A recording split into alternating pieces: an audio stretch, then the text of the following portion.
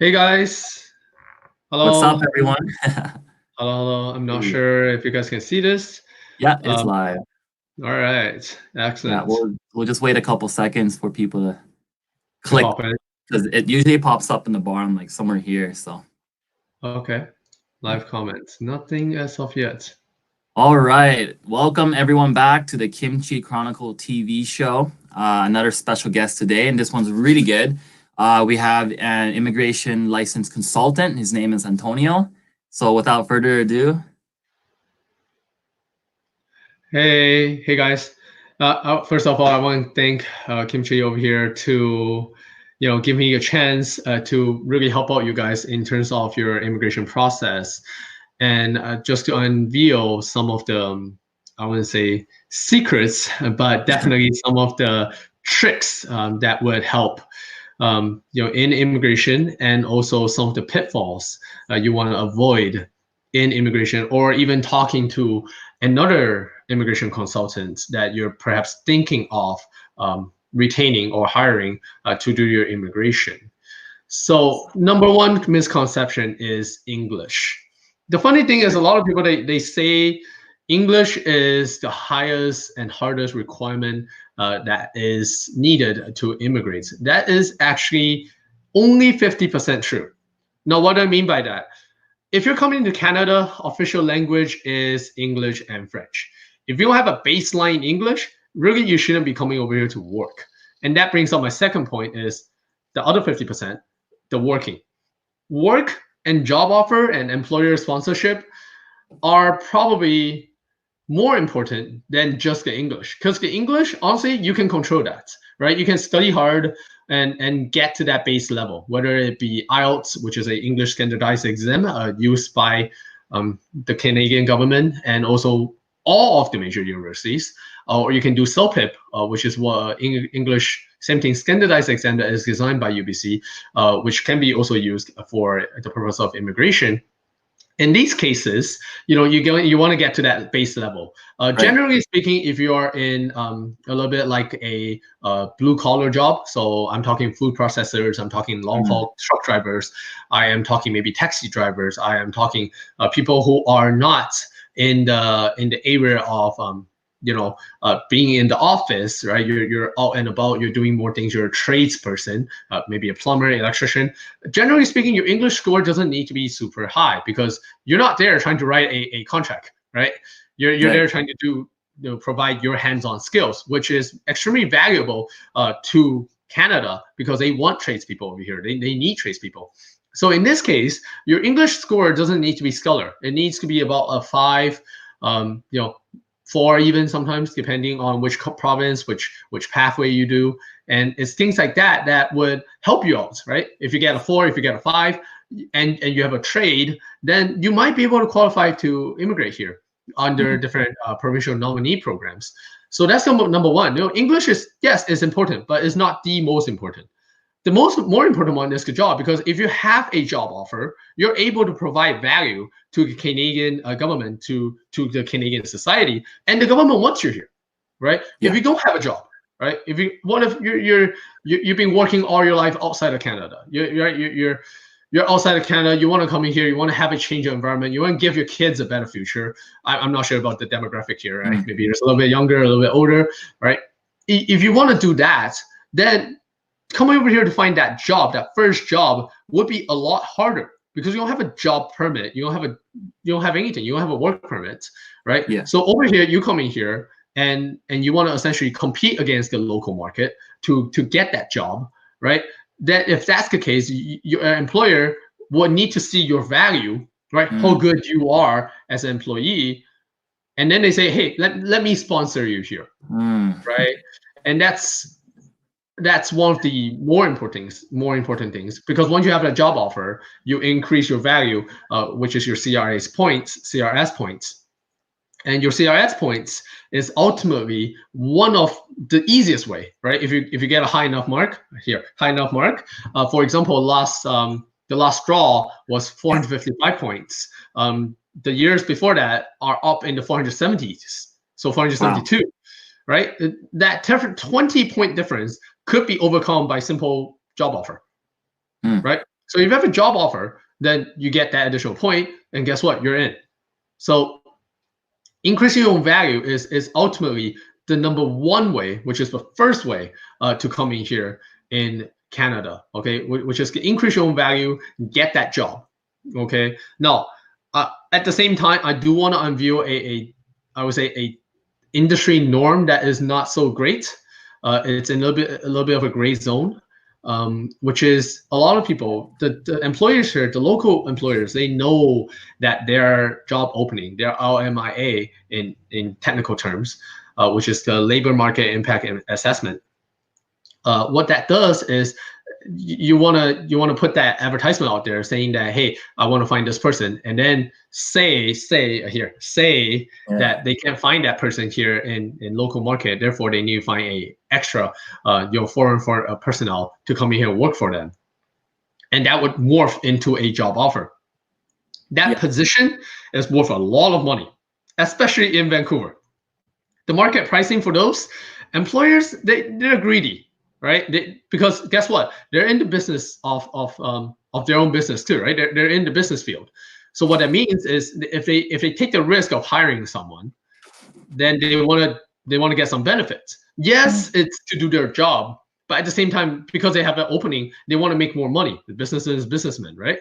So their job opening, sometimes they offer up to different recruiter companies or different other immigration consultants that may or may not be licensed, right? They say, hey, I have this job opening, and for I can hire someone to come in here and do this job, but this person's got to pay up like 30 grand Canadian, 40 grand Canadian, 50 grand, depending on the job.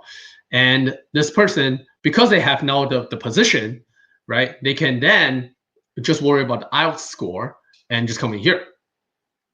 All right. So that is one of the most unfortunate thing, because it makes immigration a lot harder than it's supposed to. It makes job finding a lot harder than it's supposed to. And it makes those people who are good people, who are skillful people, but just don't have the capital to put up 30 grand, 40 grand, 50 grand to buy a job, right, per se, right? Then they can't come in here like using that method, and that's the issue here, right? And especially in the hot provinces, I mean immigration hotspot, such as the big Toronto, Ontario, or British Columbia, Vancouver. These two places are one of the hardest places to immigrate when you have low capital, or you're not young and highly credentialized or highly qualified. Right? They are hard places. So my suggestion is you can go into other provinces, and then as soon as you get the PR, right, you can come back to these provinces. Now, yes, it is a little bit of a hassle. Yes, it does take some time, but if you don't have 200 grand, to do for immigration, I mean, what else, right? So that's one of the ways. Another way that I can get to is, and I can go on ranting about this all the time, immigration is connected to multiple disciplines. And I'm talking job, I'm talking investment, I'm talking business, I'm talking education, right? They are all linked, right? So in and of itself, and I'm also talking medical, right? There are medical pathways that you can come in here using that way too. So really, because it's so interdisciplinary, there are so many different minute details that are out there that people think they can just Google, right? And like for Chinese speakers that don't even understand English, and they're like, oh, I'm just paying an immigration consultant to be a translator. Well, guess what? You can always Google your translation and figure this stuff out on yourself and save a couple grand, or save a couple dozen, or 10,000, or even 20,000, heck, $100,000. But then you miss out on a small detail that'll screw up your immigration. Unfortunately, that's the truth, because there are a lot of little details here and there that aren't necessarily obvious in the Canadian government website. And you can spend 40 hours, 50 hours, 100 hours trying to figure this out, just to realize that you missed a little bit of a detail and have your have your request application rejected. And guess what? You spend 100 hours doing nothing too. So you're paying for expertise, you're paying for time, and also at the same time, you're paying for someone that knows the field, that knows the knowledge, that been through a year-long program along with continuing education and a official license. I'm talking if you use a licensed immigration consultant, right? If you're not using a licensed immigration consultant, then chances are you might be scammed. But if you're licensed, we have to be held 100% responsible for your case. So what that means is if your case is screwed up due to a problem that's done by an immigration consultant, we will be held responsible. We will have legal consequences coming after us. So we can't just take in any client. We can't just randomly fill a form, and we can't just really just Google random stuff and sell you that information based on that. Because if we give you false information, we'll be held responsible, and we will effectively be fined, and in some severe cases be put into jail. So we can't do that. So what does the overall process look like in terms of like the timeline and just the kind of hoops they have to go through from cradle to grave? What is that? Okay. So let me break it down into different age groups to suit you guys more. If you're a little bit of the younger demographic, I'm talking like 30, 35 or younger, the best way for you is actually not to find a job here, not to buy into a job position, not to try to be an investor immigration. That's not it. That's not your niche. Your job, or the best way for you, is actually to come in here, do a 1-year program or do a 2-year program in a local recognized university or college, and then get that extra credential on your resume, and to get that extra license on your resume. Using that license, you can then qualify for PGWP, which is postgraduate work permit, which allows you to have an open work permit to work for any employer. Okay, then you can use the credential you have to find a job. Using that job, you can then apply for immigration. The entire process, yes, it's a little bit longer. It might range for anything from 2 years. 1 year is being fastest. Okay, 1 year is if you're great. People will hire you on the spot, right? 1 year, 2 year, or 3 year. The longest would be you coming here to do your post-secondary education, which is your university. Maybe you're like 19. You're coming here to do your university, right? That will add on. And then afterwards, just find a job, right? And plus the 3 years. And overall process might be anything from 5 to 6 years. But because you're young, your 5 to 6 years would have been spent in your home country doing the same thing, which is to go to university, right? And then to find a job, right? And then, to make some money, whatever amount of money is, and then in hopes to try to immigrate. Okay, so that's what, for young guys, that's your path to go. That will give you the best money, okay, to time ratio, money to time ratio, okay, because you save more money doing that, okay, and at the same time, because the money spent is used to improve yourself, to improve your own value, right, to get your own competitiveness up in the local Canadian market, right, you can make that money back. That's easy. You have that time to do that. Okay, so right now, if you're thinking, okay, I'm a young guy, I'm 20 something, and I don't have a lot of money, and I just want to immigrate, do that. That's easier. You don't have to go to a top tier university. No, you just go to a college that's recognized. And how do you know if it's recognized? Then honestly, there's a huge list, and I don't want to go through that list. You can find it on the Canadian website, government website. You can find it. So you can do that, right? That's one of the easier way for you to do it. You don't have to pay a lot of money to do that. Heck, you probably, if you're good at planning, you don't even need an immigration consultant. You can do this all by yourself if you have the time to kill, to Google, to find, to research. You can do that. Okay, and that's probably the total cost, net cost. It can be as low as $500 grand, right? If you find a consultant that just have to do some paperwork for you, $3 grand, $5 grand, you can get it done, no problem. Okay, so that's on the very low end. Okay, that's the cheapest, but the trade-off is time and effort. You have to spend a lot of effort improving yourself. And unfortunately, the young guys out there, the millennials, I'm not shitting on you guys, right? But at the same time, that's probably one of the hardest for anyone to do, right? To improve yourself, to spend effort, that's hard. Okay? Now, the second pathway is if you're a little bit older. Say you're like 35, 40, 45, heck, even 50, you're more established, right? Maybe you're a high management level in your respective countries. Maybe you're a doctor, maybe you're a dentist, a lawyer, or accountant, or you're in the top skilled level niche of your country. You're the top personnel in your country. You can come in here using federal skilled worker, Okay, federal skilled worker (FSW), which is under a express entry, which is one of the fastest way to come to Canada. Okay, you can use that, right? Granted, you have good enough English, you have good enough credentials, you're relatively young. You can come in here, and your points. If you're relatively young and you have good credentials, you should be able to qualify. The lower mark is about 455 right now. The highest mark could go up to 477, 472. Okay, so if that's the case, the likelihood of you coming here using that pathway is probable. Okay, now it is still a little harder, but it is probable. Now, if you're a little bit on, you're established, but you're not a skilled worker. Maybe you do business. Okay, or maybe maybe you have good parents, like they give you $1 million, of inheritance. It's true. People out there they have that, right? Or maybe you have a special skill, right? Maybe you are a highly talented and national level sports player, or you're a national level cultural instrument player, right? You can come in here using a what we call self-employed visa, okay? And you can come in here and that doesn't require that much capital, nor does it require that much English, because you're highly skilled and also you're national level. So people like that, you can do that. Or maybe you're just a common worker. Heck, you're a common worker.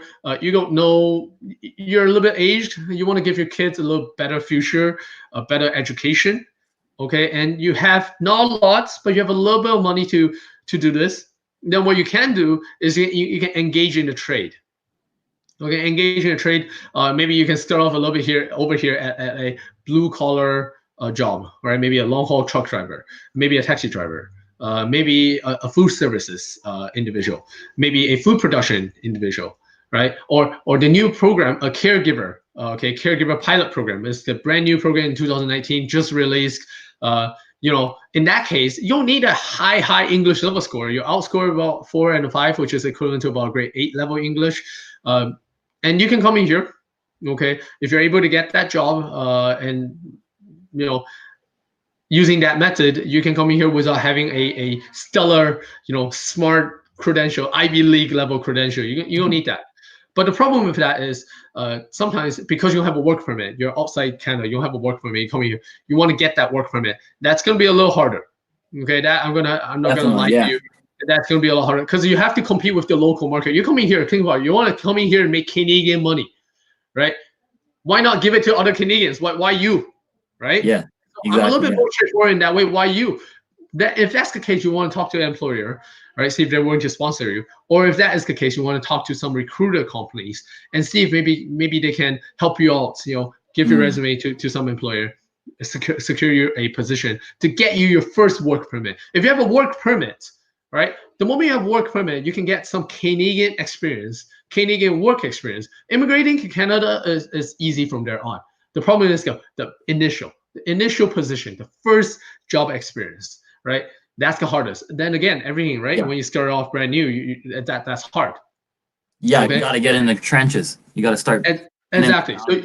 Exactly. So you got to do that, right? Some people, they can, even for older individuals, come in here, do that 1 year trade program, get that 1 year, right, trade certificate, work for someone. Yes, you're going to make minimum wage. Yes, you're going to make like 13, 14, 15 bucks per hour. It's not a lot. I get it. It's going to be tough. But at the same time, you're coming over here to Canada to give your kid that future, to make your life a lot better compared to what you would have been in perhaps China, Indonesia, Vietnam, or Taiwan even, right? Or wherever, where the minimum wage is about $3, right? Canadian money is 3 times more expensive. Like, 3 times more. You make 3 times more here. So maybe you want to make more here, save it up, go back to your home country and be a boss. You can do that.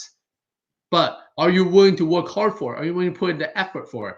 Is this investment worth your future, for your kids, for your future generation, right? Is this investment worth it? You have to think about that yourself, because you are having to put in extra money, extra effort to make that happen. Okay, now up a range. If you're in the 50s, 60s, you're well established in your country. Heck, you got money to spare. Okay, if that's the case, then, and maybe English is not your strong point. Heck, maybe you don't know English. Okay, if that is the case, then you can do startup visa, or startup entrepreneur class, or you can do investor class, or you can buy a farm. All right, you can do that a business class. then all you have to do is put up $300,000, $400,000 Canadian, okay, or $500,000 Canadian, and you have to be prepared to somewhat lose this, okay, somewhat. You might be able to retrieve like 30%, 40% of it, maybe, depending on what country, what province, what city you're talking about. You might be able to retrieve some of it, but not much. Be prepared to lose that money, but the trade-off is you get to come to Canada and enjoy the environment here, to enjoy the city life here, and to enjoy, again, your kids' future. Is this worth it to you, right? So that's a way to do it. And if this is the case, they can effectively take. There are people who want to do startup visa. Maybe they're missing that one person in their team. Then, if that's the case, you can effectively plug in yourself into that team, obviously with some help of recruiters and some help of other immigration consultants to do that. And then once you plug in, you can apply along with it. Obviously, you're going to have to provide some expertise, right? You're going to be somewhat related, all right, to the expertise, and you can immigrate, right? That's also a viable, very viable option. Okay. Now there are some of the ones that are a little bit more not known. Okay, a lot of people, they know come to Canada, study, and then work in immigration. A lot of people know that. A lot of people, they know LMIA, get a job, and then BCPNP coming here. Okay, there are more that are not well known. Which, for example, AIPP pilot program, okay, which is the Atlantic Immigration Program for the eastern side, right? If that is the case, there are more programs out there that doesn't require that much, capital, and it's not that hard language-wise to get in there, because these people, maybe a chef, right? A chef in Newfoundland, right? That's worth a lot of value to the local market because they don't have people there, right? The Chinese, restaurants, they need way more people. Yeah, the Chinese restaurants there, they don't have Chinese chef to go there and cook for them. So if you're a chef and you're like, hey, I can cook Chinese food, right? No shit, right? And I can work hard. I'm willing to work hard. And you have like 100 grand, 60 grand that Canadian that you're able to come up with, maybe with some borrowing or some parent help. That might be a program for you, right? And again, this is not immigration consultant taking all this money. This is because the recruiters are taking a lot of money. Okay, and nice immigration consultants are not allowed to sell a job. Recruiters are. Immigration consultants aren't. So we work with recruiters to say, hey, you know what? This is a position that we know you have. We can talk to a client that say, hey, this is a position that's available, and then we can say, hey, this is the total package price, and then the recruiter would come up with a price or whatnot.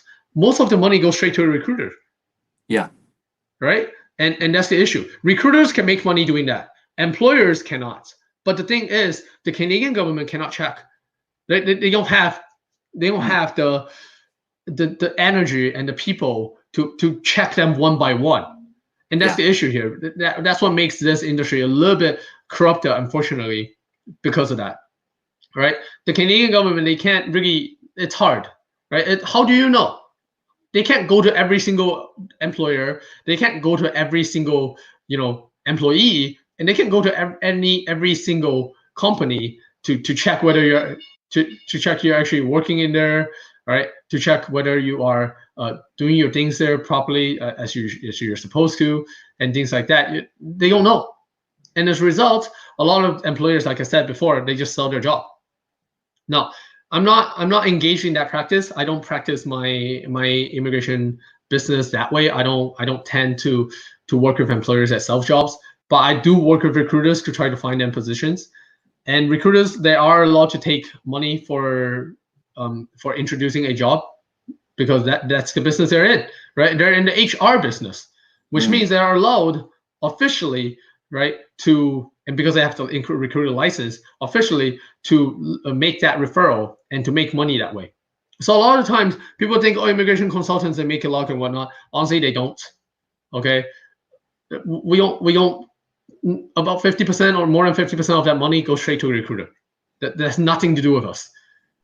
Okay, you're paying for really the legal service, the legal advice that we do, the planning, right, the paperwork, right, the detail check, right, all that. You're paying for that, right? But Yeah. unfortunately, a lot of people, they don't have the capability of finding that job. If you don't have the capability of finding a job by yourself, maybe credentials, maybe English, maybe you don't even have that work permit to come in here to work in Canada, then unfortunately, you're gonna have to find some ways to come up with it. Or either you can do the hard work yourself, right? You can go contact all the recruiters in the field and try to get them to work with you, or you can contact all the employers in the field and try to get them to work with you. And by the way, if you want to contact employers, the first thing they check is whether you have a work permit.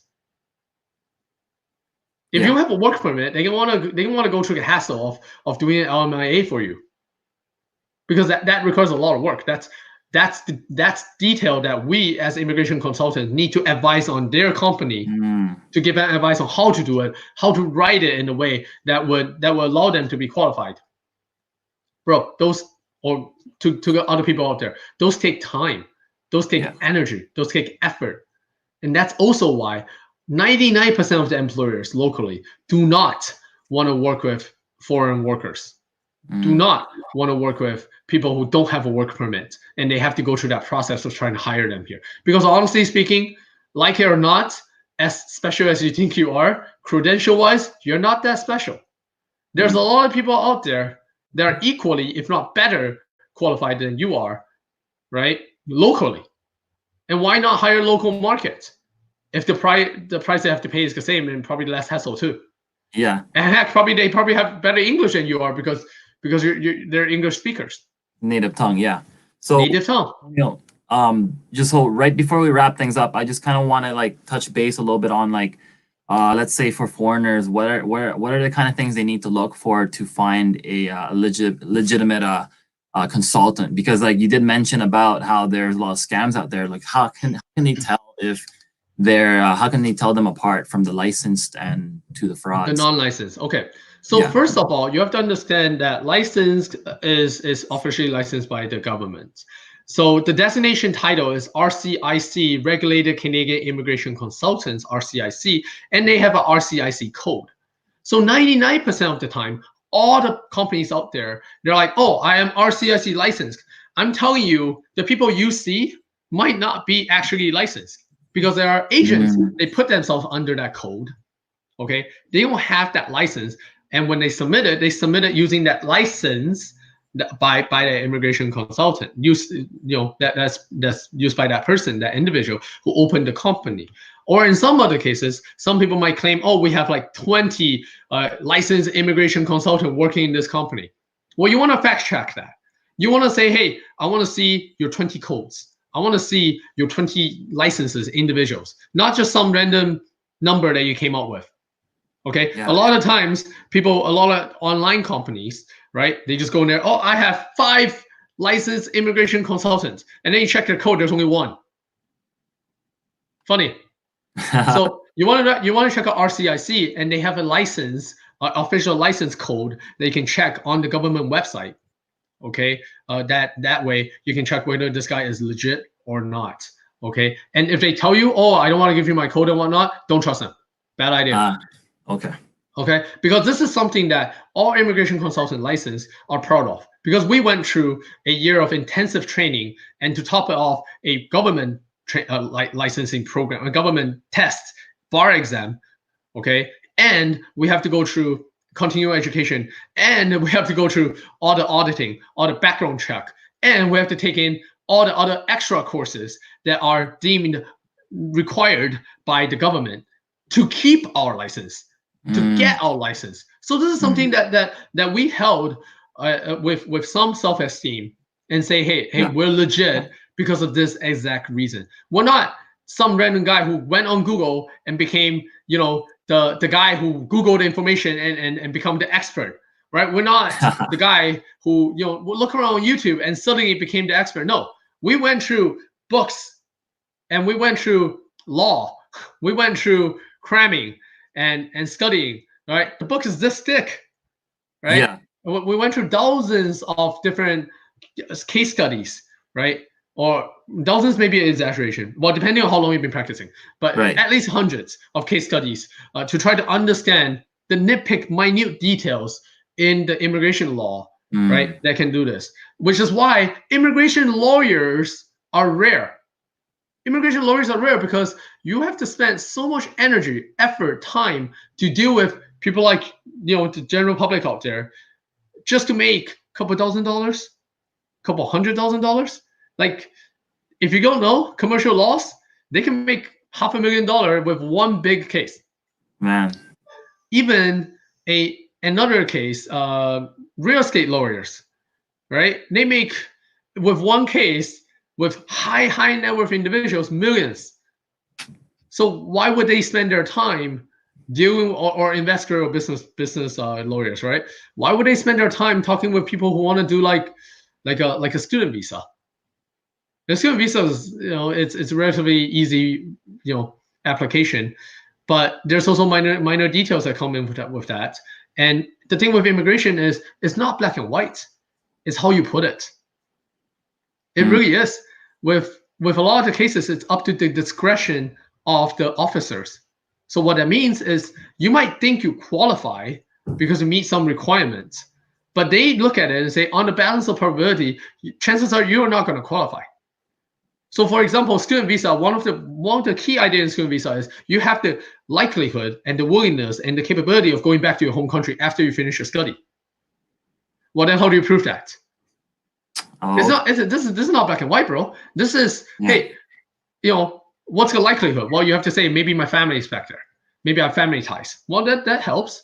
Maybe you have a lot of money back there in your home country. Well, that helps, right? Maybe you're doing a program over here, okay? That is really a long-term program, okay? And you're going back to your home country a lot. That you showed history of going back to your home country a lot. You're vacationing, you're going to different places, so you don't just come in here and work here as a illegal entity, right?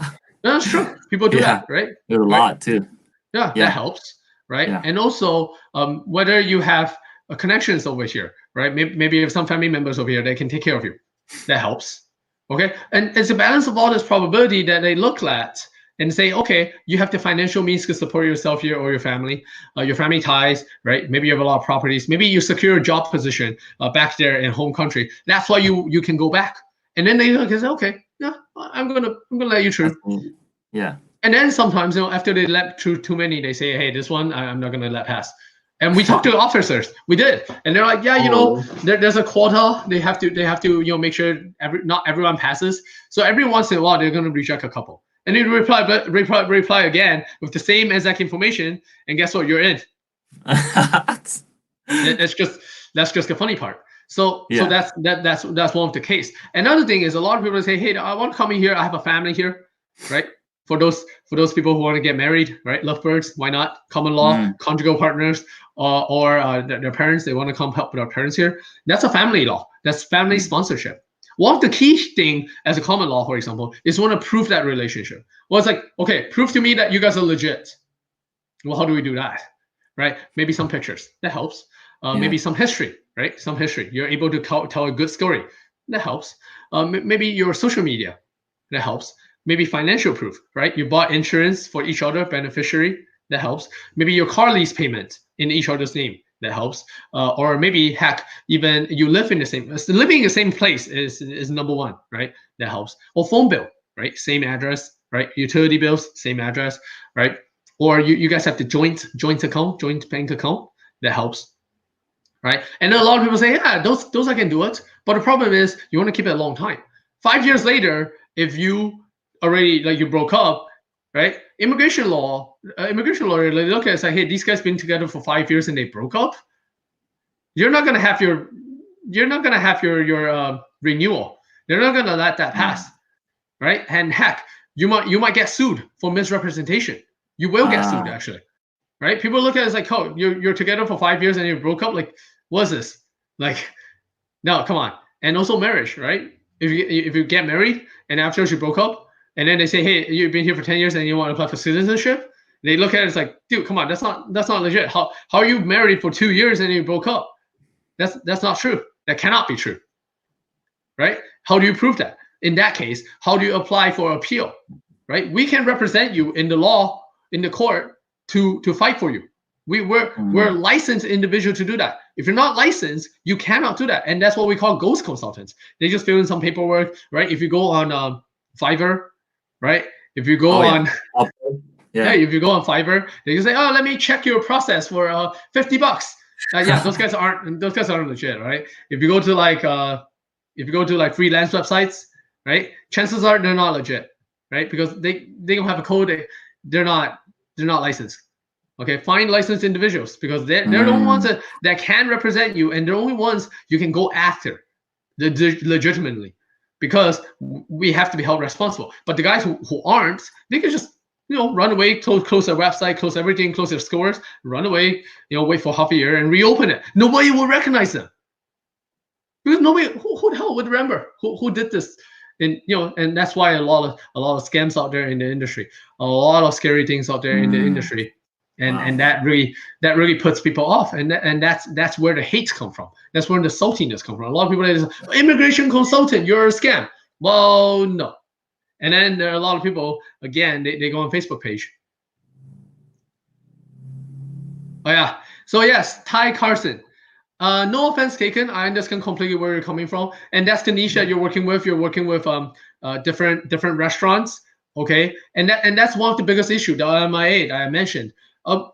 It depends on your client base, right? If you're working with people that are a little bit more restaurant oriented, then yes, it might come across to you as a guy that is selling people to the restaurants. I personally don't work with that kind. I am a medical background person. I am currently studying the dental field, so I work with a little bit of I just say highly credentialized people, and I work with people that are in the medical field. So all I do is I talk to recruiters, see if I can find them a position perhaps closely related to their field in the medical industry to do that for them. And again, if they want to come in Canada, they want to work and they need to work. So sometimes it's not sewing, right? You're not sewing a slave here. The slavery has been aborted a long time ago. Okay, it's are they willing to work, and are they willing to put in the effort to do it? If they're willing to put in the effort to do it for the sake of immigration, and they understand it, you communicate that to your clients, and you let them know this is going to be hard. This is going to be a lot of effort that you have to put in, and this is a industry, a restaurant, or the food business is not as nice and not as fancy as maybe not as rose-colored glasses that you put on as you imagined. Explain that to your clients, then it doesn't feel like selling. It's not supposed to be selling. If you're honestly, if you're saying you're selling your clients, you're doing it wrong. Unfortunately, I'm gonna have to say that you're doing it wrong. Yeah. Because 100% of all my clients, I've been teaching for 6 years. I work off referrals only. I do not do advertisement. Only the reason why they're able and willing to give me referrals and be my raging fan, clients, which is then putting up their name to vouch for me, is because I care. It's because I speak in the tone. I help them understand the entire process. I help them understand that what they're getting into 100% before they even pay me a single dime. I spent hours and hours talking to them about this thing, helping them understand their family situation and see if I can actually help them out in any way, shape, or form in terms of like my students, and obviously in terms of my immigration clients. I talk to them in the same way I do. I'm an educator. I work in the medical industry. I care, right? I don't sell them. I tell them, hey, if you want to come in here for easy immigration, don't find me. If you want to come in here for easy work, you don't want to work, you want to come in here and just pay up money and don't do things, don't find me. Go find other clients, other consultants that you can pay, $200,000 for, and to immigrate here and not do work. There are ways to do it, obviously not legal, but there are consultants that engage in that kind of practice. Unfortunately, I'm not. It might be a lot tougher on my end to get that business. It might be a lot more tiring on my end, time consuming on my end to get that business. But you know what? Because I know that these people, they're coming into Canada with their entire family, or with hopes for their entire family, for their entire life. In fact, this will change their life. This will literally alter their life path, which is their next 20, 30, 40 years, 50 years, right? Heck, maybe the next 2 generations, right? I do not want to be that guy. To get them in here and say, hey, you know what? I'm going to give you a crappy job. You just have to pay me $100,000 and you can immigrate here. And then, oh, by the way, afterwards, you're on your own. No, I have people coming over here afterwards. They're like, oh yeah, thank you so much. Hey, I have my kids. They want to study, right? What program do you recommend? Oh, I have my kids. What school do you recommend? What job industry do you think they should go into? Right? And again, these questions I just answer. I don't even charge. I just answer them. I help them do analysis. I say, hey, is your kid a academically smart person? Is your kid more specialized in arts? Maybe your kid's more specialized in science, right? And I say, hey, based on what you're telling me, I recommend your kid can do this. And you know what? Just because they're my clients before, they're not paying me jack. They're paying me zero for all this advice, for all this time and effort that I spent with them. But because of that, they trust me. They know Antonio is a legit guy. They know Antonio is a teacher at heart. They know Antonio is a caring consultant at heart that really, truly would want to help out, and not necessarily for a couple $100,000 or whatever. Heck, like I live in one of the best areas in Vancouver, in Shaughnessy. The housing prices over here is $10 million and up. 10 million. Holy smokes. I have an asset. Well, not me, but my family has an asset of 10 million. Really, do you think I care if I make one case $5,000, $10,000, $100,000? Heck, I study in the medical field, in the dental field. Come on. I can, as soon as I finish my studies here, I can go do a dental industry and still make the same amount of money. I've been teaching for 6 years. I'm well established in the education sector. I can still make the same amount of money doing the same thing. I don't need this position. I don't need this industry. I do this industry because I care. I do this industry because I truly want to help. I do this industry because I know that my students and probably their family and maybe their friends need this, because otherwise, they're going to talk to some random consultant that apply for their student permit, that apply for their job permit, and then just leave them stranded. And then just say, yeah, you're offering a loan. And who did they find? What can they do? That's the problem here. I don't want that happening to any of my students. I don't want it happening to any of my clients, any of the people who they care about, and also family members, right? They want to come in here to stay with their family. Maybe their kids want to sponsor their parents, right? Maybe their partner, right, want to sponsor their wife, their girlfriend, right? Their conjugal partner. Maybe you're gay, maybe you're lesbian, maybe you're LGBT. Nothing against that. Yeah. Right? Maybe these people they want to change their life. They want to have a better life, a better future in Canada.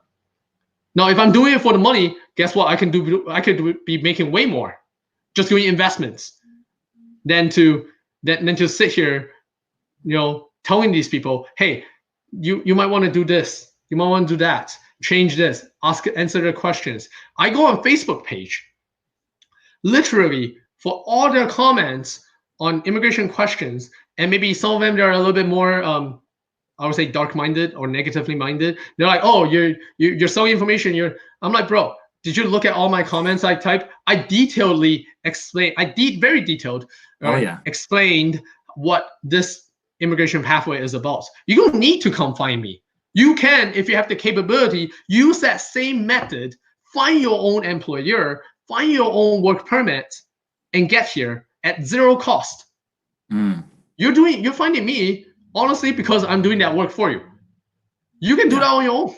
You can come in here. I can tell you the same process of study, work, immigration.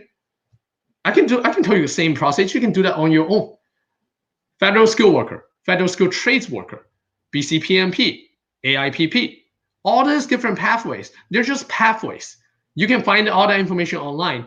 I go online, explain all those questions.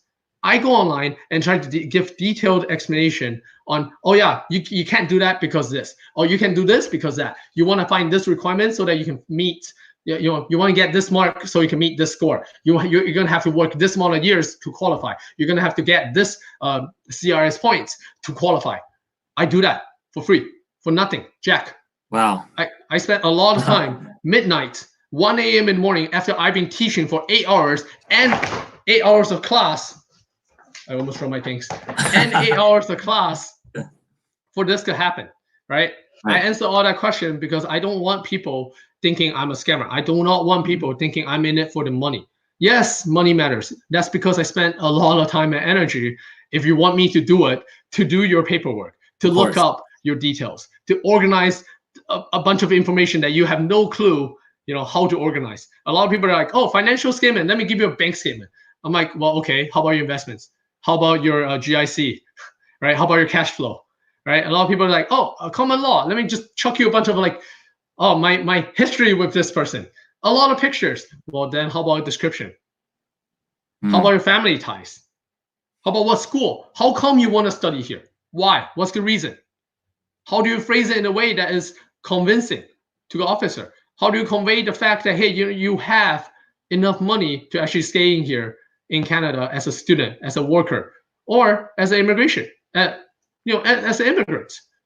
All that takes energy, time, effort, which is what I charge for. For the advices I'm giving, the information people can find on Google, I literally just type it out for them.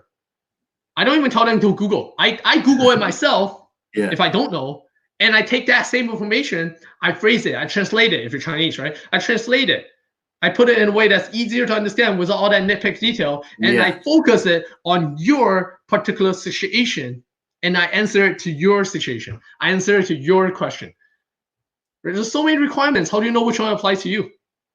There's so many different hours and work time, and maybe you went back to Taiwan for 2 months and then you come back. Well, how do you calculate the work hours, right? How do you know if your job will qualify? How do you know your NOC code is legit, right? I don't work with restaurants people, unfortunately. Maybe I'm not like I believe it was Tyler, right? I don't work in your niche, but at the same time, I would take the same attitude and convey that to the client. I don't quit the industry because there's nothing to quit from. You're only quitting the industry because you're trying to make money. And in 3 months, guess what? You haven't, unfortunately, probably, I'm not sure, right? Maybe you made money, maybe you haven't. Maybe it feels to you like you're just selling people to a job. For me, I don't see it that way. I see it as I'm giving them a new life. I'm giving them an opportunity to come change their life. Because restaurants, I'm not sure if you're Taiwanese or if you're Chinese or whatever country. Restaurants back in Asia, they don't pay a lot. They pay less than minimum wage. They pay about $3 per hour to chop radish, cabbage, right? Do you think that's a lot? They come over here, at the very least, they have the chance to make like what, $15 per hour. And then if they improve themselves, right, then guess what? They can eventually be a restaurant owner, restaurant manager, right? Is that not changing? The potential is limitless after that. There's so many doors up, so. Yes, is that not changing their life? And also, worst case scenario, they come in here, they work, right? They immigrate here, maybe they work for 10 years, 20 years, whatever, and they save up that money. And then they say, hey, you know what? I think I made enough here. I want to go back to my home country. Hey, you're making 3 times your wages here. So you go back to the country, guess what? You're rich. Yeah. Oh, yeah. Right. Right? If you're that rich, why does it matter if you spent like 100 grand right now to really buy that opportunity? Or you can try to make it back in your home country. A lot of people do it. Some make it, some don't. Yeah. And then they realize, hey, my kids have to go through the same process of fighting against the competition back in your home country. That's a lot of people. Canadians are not that aggressive. Unfortunately, I don't like it, but it's true. Canadians are not that keen on self-improvement. Canadians are not that hardworking. If you're from your home country, you're willing to work. You're willing to put in the energy. You want to win. You want to do big things. You want to do it right. You want to put in that energy to buy yourself a better future. Then talk to me. If you're coming to do it easy, if you're thinking you want to do it easy, you want me to just sell you a job and you can just come in here and immigrate. Number one, money-wise, you probably don't qualify because it's a lot. $200,000, $300,000 Canadian is not a small number. Number two, you have the wrong mentality. You're not going to survive in Canada. Definitely, yeah. Mentality is the number one thing too. Yeah. So unfortunately, that's just something I have to be straight up honest about. And I am sorry for you, Tyler. Tyler, right?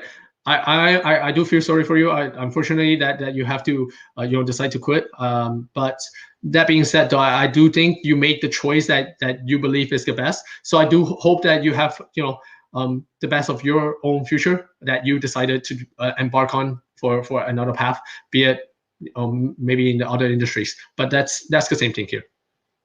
Right. Awesome. So yeah, that's a lot of information, and this is really, really crucial. And Definitely for those who, because you mentioned your ideal referrals. So for those who are really like taking in a lot of like gold nuggets and value from this, and you know someone, you have a family member, and you know you might need a little bit of help with immigrating, definitely reach out. I believe Facebook's the best way to reach out to Antonio. Right? Yes. Just And go on Facebook he'll and help you Google. out free of charge. So Yes. You awesome. guys, honestly speaking, like if your case aren't like super detailed that you want me to answer, where you want me to look through like pages and pages of information of your case, then yeah, I can just give you quick pointers, quick general guidelines, how you can do this, make it happen. What are the general guidelines to help you immigrate here? Maybe family law or maybe skilled worker. What are the general ideas and general pathways, general situations that you might encounter, general problems that you might encounter? I can give all that information. I don't charge for those. If you want me to look at your case specifically, you want me to do your case, then of course, unfortunately, I cannot look at your case by the case basis and give you a detailed case analysis.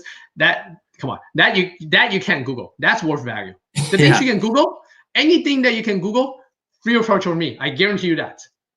Okay.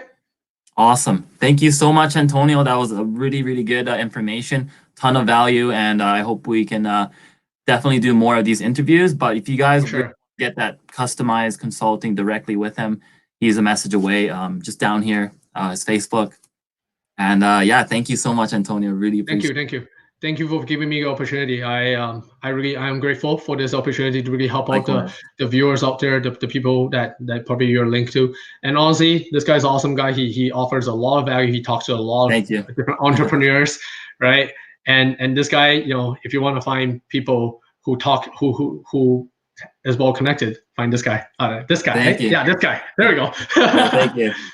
Thank you so much, man. I really appreciate it. And we're hoping that even if this changes one person's life, we've done our job. So in the end, that is really it, right? If I'm able to help that one person change your life, change their life, and really make that family tree completely different because they now have an immigration, history, or maybe have a Canadian passport.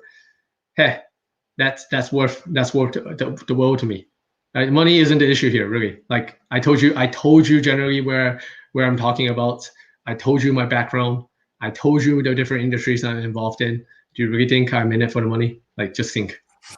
Okay. Definitely. All right. Thanks, everyone. And bye.